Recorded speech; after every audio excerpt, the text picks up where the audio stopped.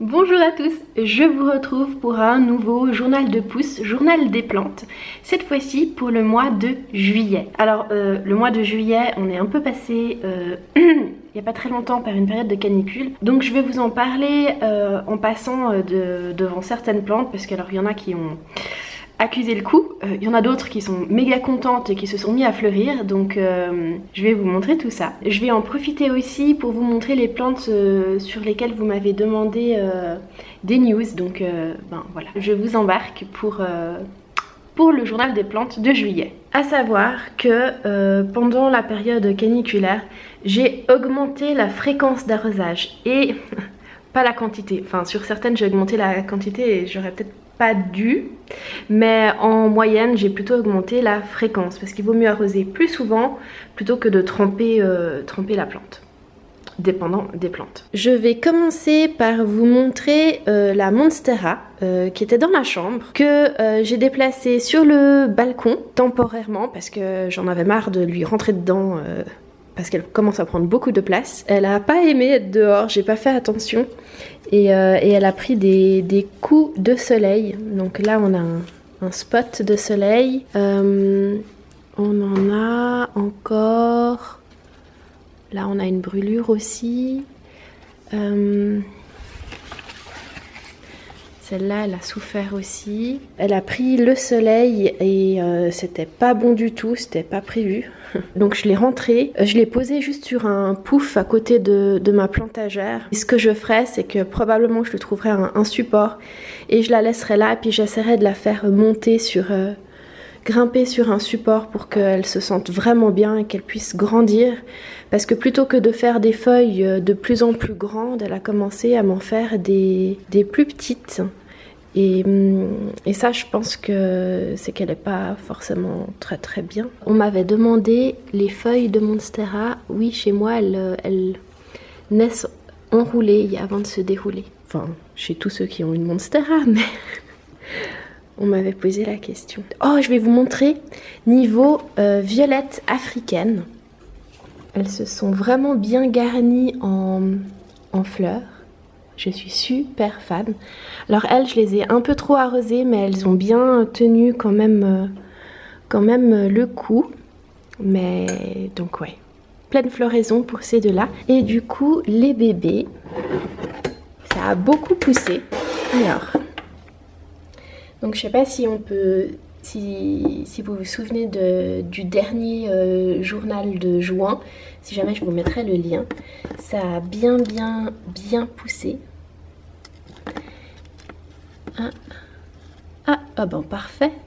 Celle-là, elle devient indépendante parce qu'elle vient de perdre la feuille mère. Celle-là, elle l'a perdue aussi il n'y a pas longtemps. Ah, celle-là, elle a séché. Je peux peut-être l'enlever. Non, c'est encore accroché. Alors, je vais laisser. Donc voilà. Ah, celle-là, je sais pas si je vous l'avais montré, c'est aussi une bouture de Hoya. Ça, c'est la Hoya Bella, il me semble. Mais alors ça a pas pris. Voilà. Et ça a pas pris non plus. Ok, donc j'ai celle-là qui a pris. J'en ai une de tentative de bouture qui n'a pas fonctionné sur mes violettes africaines, mais là on voit deux méthodes que j'ai testées. Entre celle-là et celle-là, il n'y a pas photo. Les boutures ont été faites en même temps, mais je les ai pas traitées de la même manière, donc ça, je pense que je vous ferai vraiment une vidéo à part parce que ça vaut la peine d'en parler. Voilà pour ma mini-serre Ikea. Si vous n'avez pas encore vu ma série détournement Ikea pour les plantes, c'est le moment, je vous mets le lien. De ce côté-là, alors c'est un peu fouillis tout d'un coup là, parce qu'il y a Madame Monstera. J'ai ma Maranta qui continue de s'étendre et de faire de nouvelles feuilles qui naissent aussi enroulées. C'est trop mignon, c'est des petits cigares. Du coup, elle continue d'en faire un peu partout et de se répandre. Et du coup, ça commence à devenir un peu compliqué de la voir là parce que ça prend de la place en suspension. J'ai presque envie de lui trouver une autre place. C'est ma réflexion du moment. On m'avait demandé le Bégonia maculata que m'avait envoyé Carole. Alors en fait, je l'ai Je vais le sortir et on va voir. Je me suis installée par terre pour pouvoir vous le montrer parce qu'il prend quand même de la place. Alors il a une tige ici avec deux branches principales. Il faudrait que je le tutorise un peu mieux. J'en ai fait une bouture qui est aussi très très grande que je vais vous montrer tout de suite. Mais ouais, il a quand même bien poussé. Faudrait que je le mette un peu mieux en valeur. Il a poussé de tout ça en étant caché dans son petit coin ici, donc va falloir que je trouve une meilleure place. Donc je vous montre la bouture que j'en ai faite. Elle est ici, ça fait un moment que je l'ai bouturée et mise en eau. D'ailleurs on voit toutes les racines qu'elle a faites. Et d'ailleurs je vous avais pas montré. Ça, c'est une bouture de pothos géant. Enfin, un pothos très très adulte.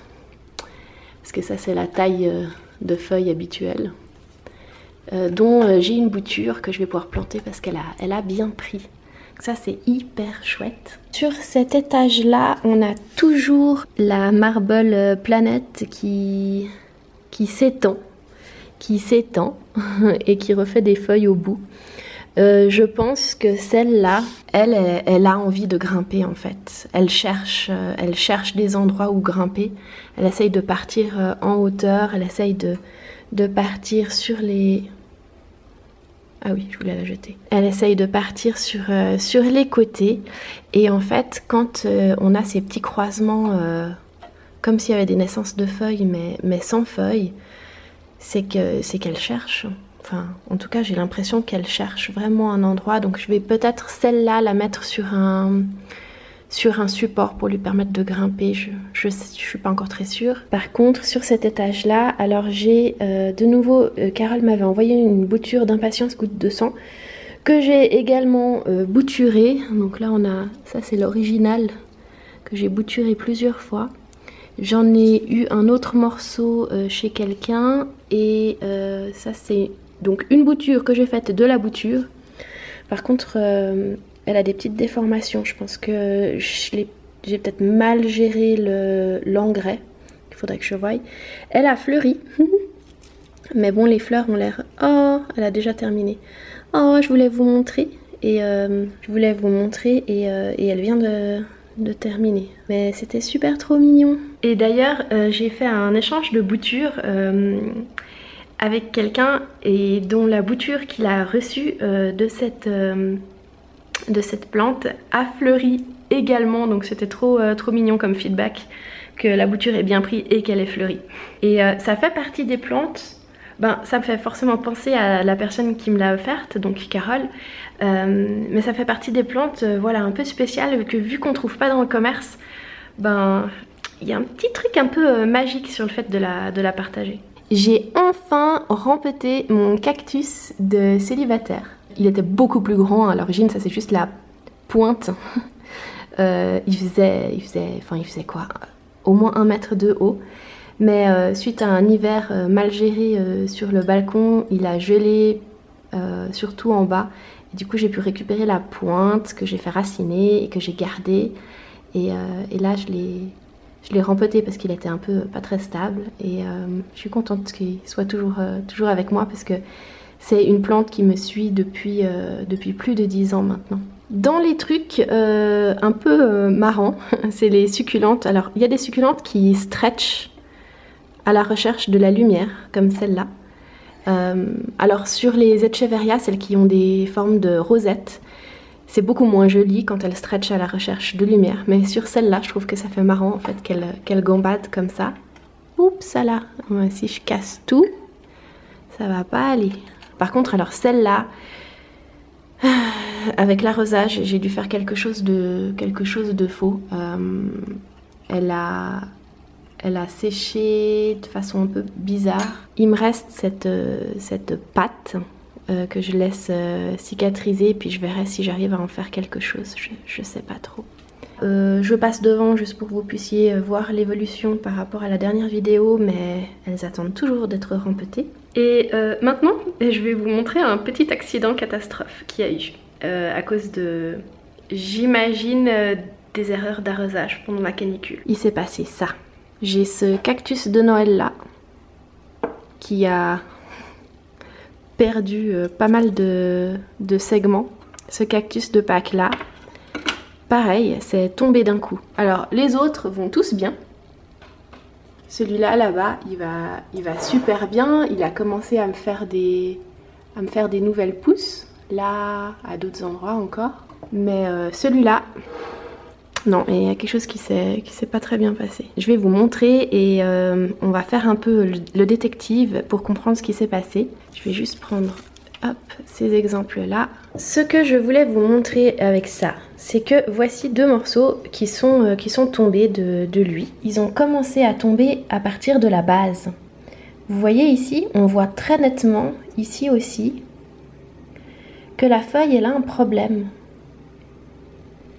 Et ça monte. Je pense, vu que le problème part du bas et qu'il monte, qu'il est parti de par là. J'ai l'impression que j'ai mal arrosé, ça veut dire que j'ai laissé sécher trop longtemps et j'ai arrosé trop d'un coup. Et ça a dû faire pourrir les racines à la base, ça c'est assez fréquent avec tout ce qui est succulente, orchidées, etc. Et du coup ça a dû voilà, faire pourrir par la base et c'est ce qu'on observe en fait sur ces segments-là. Ce que je vais faire par exemple pour ces deux-là, je vais couper, parce que là la partie du haut elle est encore bien, sur ces segments, je vais couper ici, donc je coupe là, je vais tourner tout simplement, hop, ce morceau là je le garde, et puis en fait je fais un bouturage, sauvetage sur le petit bac, que j'utilise simplement pour pouvoir mieux les transporter, disposer. Il y en a 3 qui vont super bien, qui font même de nouvelles pousses, là aussi. En cours d'année passée, j'ai commencé à m'y intéresser beaucoup, à en vouloir tout plein. Et en fait, c'est maintenant, avec le temps, que je commence à découvrir et apprendre aussi de ces petites erreurs-là. Donc, je ferai un peu plus attention et je pense aussi à les sortir pendant l'été. Alors, pas du tout au soleil, hein, vraiment à l'ombre. Donc, tout ça, c'est mort. C'est pas récupérable. Ça le serait peut-être, mais... Et ça, c'est récupérable. D'ailleurs, j'en ai déjà récupéré comme ça quand j'ai découvert ça hier. Ici, j'en ai mis... Oh, il fait déjà une nouvelle pousse celui-là. Je les ai mis dans un fond d'eau pour bouturer. Ici aussi. Et je vais essayer de les sauver. En tout cas, de après les rempeter comme j'avais fait avec ceux-là. Qui étaient des bouturages normaux, ceux-là. Pas du sauvetage. Je pense que pour ceux-là, je vous donnerai des nouvelles dans le prochain journal si... ça marche. Mais du coup ce que je voulais surtout vous montrer, c'était que ça arrive à tout le monde d'avoir des loupés. Si vous n'avez pas encore vu le plan de Killer Tag qu'on a fait avec Carole, n'hésitez pas à aller le voir parce que je pense que des choses comme ça déculpabilise, parce que voilà, ça arrive à tout le monde de faire des apprentissages. J'aimerais vous montrer une bouture qui a mis 1 an à faire des racines. Donc il ne faut pas perdre espoir. Ça, c'est un morceau de Sansevieria. Je l'ai prélevé il y a exactement 1 an. Et c'est maintenant qu'elle me fait des racines. C'est la preuve qu'il ne faut jamais perdre espoir. Je vais la laisser là encore et je la mettrai en terre pour qu'elle puisse continuer. Mais je vais peut-être attendre encore un tout petit peu. Ici, j'ai aussi une nouvelle bouture. Je l'ai eue juste après le journal de pousse du mois de juin, ce morceau de cactus. Et je l'ai mis en eau. Et regardez, il a déjà fait tout ça de racines en très peu de temps. Là, je vais peut-être le laisser encore un peu ou gentiment le planter. Je vais voir, en fait, ça dépend de quand je peux faire des rempetages. Ce que je voulais vous montrer, parce qu'on m'a demandé... On m'a demandé des nouvelles de mon Oxalis. Alors, ce qui se passe, c'est que quand j'ai vu le commentaire de la personne qui me demandait des nouvelles de mon Oxalis, j'ai réalisé que, en fait, je ne l'avais pas planté. Depuis l'année dernière, j'avais enlevé les petits bulbes d'Oxalis de terre et je les avais rangés pour l'hiver. Et j'ai oublié de les sortir au printemps. Voilà, donc j'ai réalisé ça grâce à la personne qui m'a laissé le commentaire. Par contre, ce que j'avais fait, c'était justement l'année dernière, j'avais coupé des tiges d'oxalis que j'avais mis dans l'eau, qui avaient bouturé comme par magie, parce que je savais pas vraiment à quoi m'attendre. Et ceux-là, je les ai plantés, et ils ont fait des nouveaux bulbes. Et ceux-là, je peux vous les montrer, mais ils sont tout petits. Ils sont cachés là. Ce sont ceux-là. Hop. Et ici, on peut voir le bulbe qui a été créé. C'est, on va dire, un morceau de mon oxalis. Ah oui, et Monsieur Potos qui fait une nouvelle feuille. Les pseudo-bulbes de l'orchidée qui continuent de pousser. Mon arbre, dont je me souviens plus du tout le nom, de toute façon j'essaierai de vous mettre les noms en bas de l'écran. Mon petit arbre, il est en train de faire plein de feuilles de partout, que ce soit à certains endroits du tronc, on voit ici aussi, ou carrément des feuilles plus grandes sur les tiges existantes. C'est assez chouette de le voir faire ses bébés feuilles un peu partout, j'adore. Je voulais aussi vous montrer un autre fiasco. Est-ce que vous arrivez à reconnaître quelle plante c'était? Mettez pause si vous n'avez pas eu le temps d'écrire la réponse dans les commentaires. C'est une, attention, spider plant. Ouais, on peut voir ici un peu. Je sais pas ce qui s'est passé. Aucune idée. Elle était avec les autres vont bien, mais elle ne va pas bien. Alors, est-ce que j'ai oublié de l'arroser? C'est fort possible. La façon dont elle a perdu des feuilles, c'est possible. Et vu que là c'est bien sec et que c'est pas du tout humide, je pense pas que je l'ai trop arrosé. Surtout que ça tient très bien en eau. Ma maman, elle a un petit étang et en fait elle a plein de spiders qui poussent autour et dans l'eau de ce petit étang. Je pense pas que ça soit un surplus d'eau qui a fait ça. Je pense plutôt que j'ai dû pas assez arroser.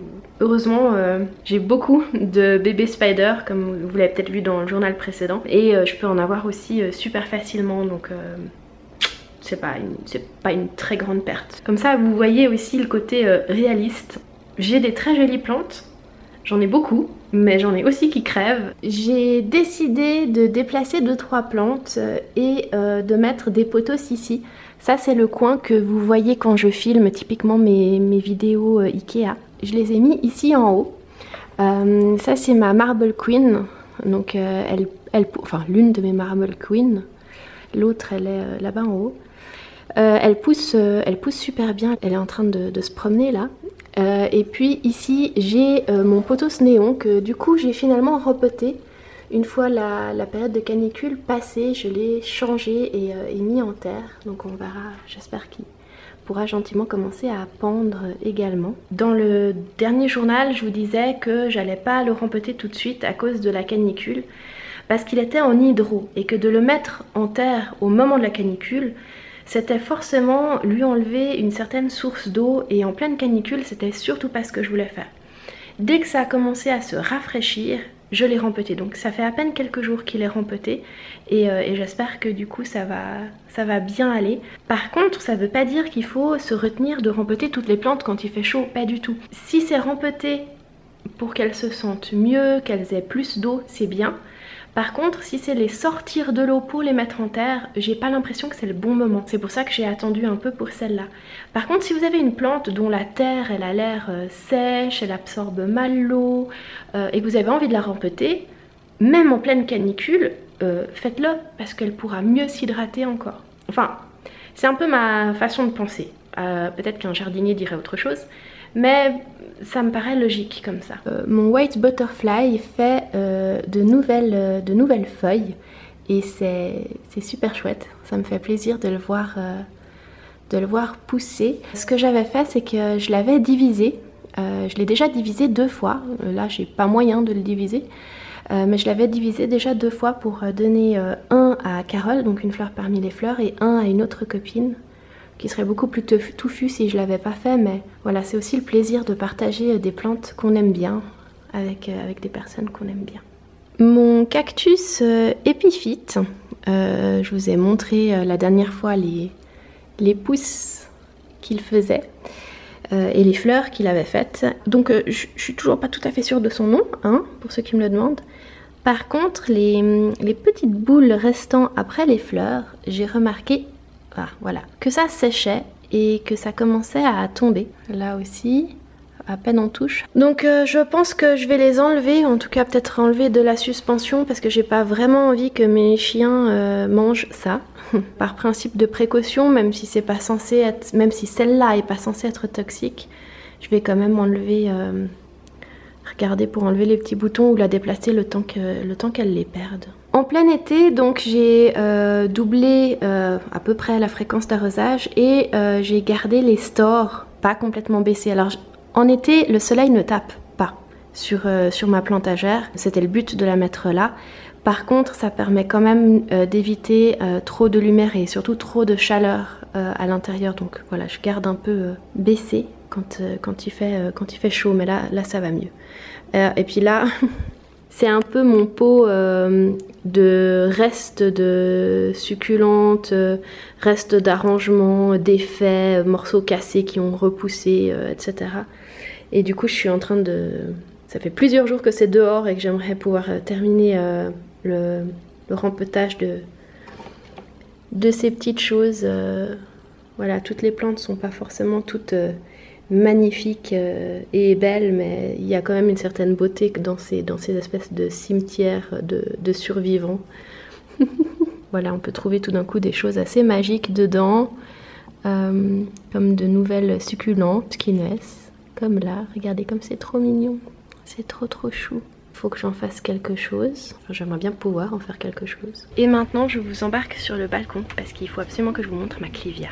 Vous verrez mes plantes lors de mon balcon tour. Mes plantes de balcon que j'adore trop. Mais ce que je voulais vous montrer surtout, c'était ma clivia. Depuis mon balcon vlog, donc elle est dehors.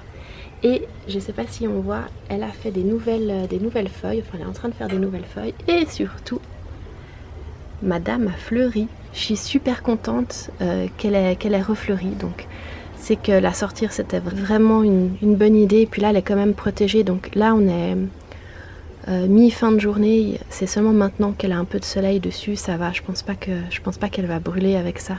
Mais sinon il faut faire attention. Ma calathea, je voulais vous montrer parce que elle a un peu souffert. Cette feuille-là, elle est morte, hein, on peut le dire. Par contre, elle en a refait des nouvelles. Comme par exemple celle-là. Ouh, elle vient de se dérouler. Excellent. Elle est en train de se dérouler. Oh, j'adore. C'est trop bien. Donc c'est hyper cool. Je pense qu'elle n'a pas aimé la période, la petite canicule qu'on a eue parce qu'il faisait chaud, parce que du coup il y avait peut-être moins d'eau accessible, que lorsque je la brumisais l'eau restait moins longtemps, mais surtout avec le ventilateur qu'on avait constamment dans cette pièce, je pense que ça a dû pas mal sécher l'air aussi, donc je pense que ça c'est un peu dû à ça. J'aurais dû la vaporiser plus souvent, mais c'était pas une période où je pouvais le faire, donc voilà, on s'en sort pas mal. Je me suis surtout axée à vaporiser dans le tube de la nouvelle feuille pour qu'elle soit bien hydratée, et je pense que ça a bien marché. Voilà, je pense que c'est plutôt bien.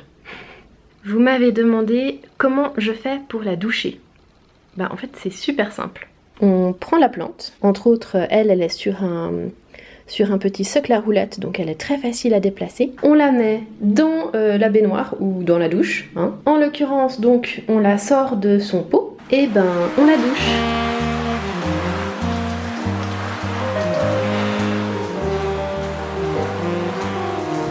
J'en profite aussi pour remettre de l'eau au fond des billes. Le pot, je le pose sur des billes et un énorme fond d'eau dans ce cache-pot pour que ça reste beaucoup plus humide.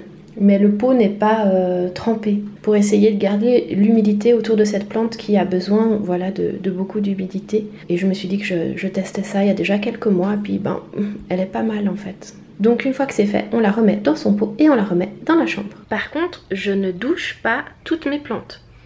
je douche la calathea, la maranta, la fleur de lune quand elle est un peu crade, les pothos, ça peut arriver. J'ai mon philodendron aussi, mon philodendron Brésil aussi, il était plein de poussière, je l'ai douché. Mais on peut pas le faire avec toutes les plantes. Il y a des plantes qui vont détester être douchées parce qu'elles n'ont pas besoin d'autant d'humidité ou qu'elles sont moins tolérantes à l'humidité aussi. Donc par exemple, moi mes succulentes, c'est hors de question que je les douche parce que alors, là on peut être sûr qu'elles vont crever. Donc voilà, là c'était pour vous montrer comment je fais pour la calathea, mais c'est pas quelque chose à faire avec toutes ces plantes. Donc renseignez-vous sur les besoins de votre plante. Si elle n'aime pas trop d'humidité, probablement qu'elle n'aimera pas être douchée. Ça dépend aussi de leurs origines. Par exemple, ben voilà, les calatheas, il me semble que c'est des environnements tropicaux sous les arbres dans les forêts tropicales, que c'est des endroits qui sont très humides, où il pleut peut-être facilement, où il y a plus de rosée, etc. Ben voilà, la douche ça va un peu plus leur apporter ce dont ils ont besoin par rapport à leur origine. Les succulentes qui sont des plantes on va dire plutôt du désert, ben il pleut pas très souvent dans le désert, donc la douche c'est pas forcément ce qu'elles aiment. Voilà, c'est un peu le raisonnement derrière la compréhension derrière la plante, d'où elle vient, ce dont elle a besoin, qu'il faut chercher à avoir. On fait nos expériences. On est ici dans le bureau où je voulais vous montrer parce que j'ai rempoté mon arbre de jade. De ce côté-là aussi, j'ai les stores un peu baissés. Mais je voulais vous montrer mon arbre de jade que du coup j'ai rempoté alors dans le même pot hein, et plutôt bas parce que je compte sur le fait que le pot soit haut pour le retenir s'il retombe un peu, le temps que ça soit bien stable et puis que je lui trouve un autre pot parce que voilà le pot, la petite coupelle c'est pas forcément très joli. Maintenant il pourra reprendre une pousse normale parce que là il avait commencé à faire des angles etc. J'ai gardé ici, oui j'ai des morceaux de fleurs séchées. En fait ça c'est des fleurs séchées de mon bégonia qui est juste à côté.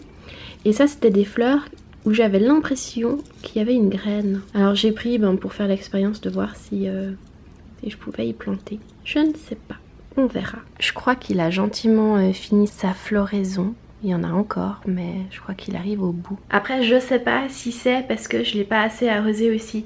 Parce que ça, c'est assez typique quand une plante, elle est en fleurs. Si elle manque d'eau, la première chose qu'elle va perdre, c'est ses fleurs. Donc si on veut avoir une belle floraison, eh bien il faut quand même avoir un apport d'eau régulier. Enfin, eau, fertilisant... En tout cas qu'elle soit bien entretenue. Par exemple les violettes africaines ou les géraniums, dès le moment où il manque un peu d'eau, voilà, première chose qui crève, c'est la fleur. Je me demande si mon petit bégonia là, si c'est la fin de la floraison normale, maintenant on est au mois de juillet, ou voilà s'il a manqué d'eau avec la petite canicule.